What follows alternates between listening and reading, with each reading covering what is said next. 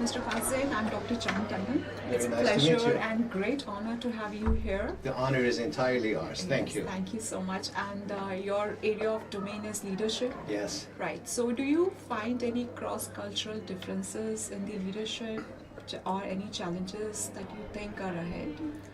I do. The biggest challenge we face in the United States is the loss of resilience in our youth. Okay.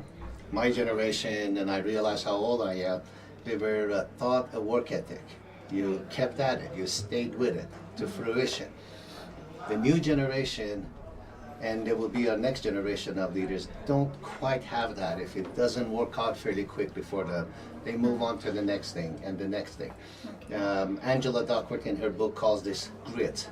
Okay. So for us is loss of grit Okay. as the biggest challenge. So, what do you think that business schools like us, who are making budding managers, future managers, should inculcate in our students when they reach out to the corporate world? This challenge is closely met or somewhat met. Yeah. So knowing in finance, accounting, economic strategy is the minimum requirement nowadays. The biggest challenge people run into after graduation is not being able to work with other people. Okay. We have the ability to send a rocket and to have it land on a precise spot on the moon, but yet we engage in wars or we engage in terrorism. It's people not getting along with people. So developing your empathy, your communication skills, and by that I really mean listening, and being able to work with others is absolutely key in the real world. Okay. So, what is your opinion about today's symposium, and how was your day today with us at NDIM? This was quite a rewarding day.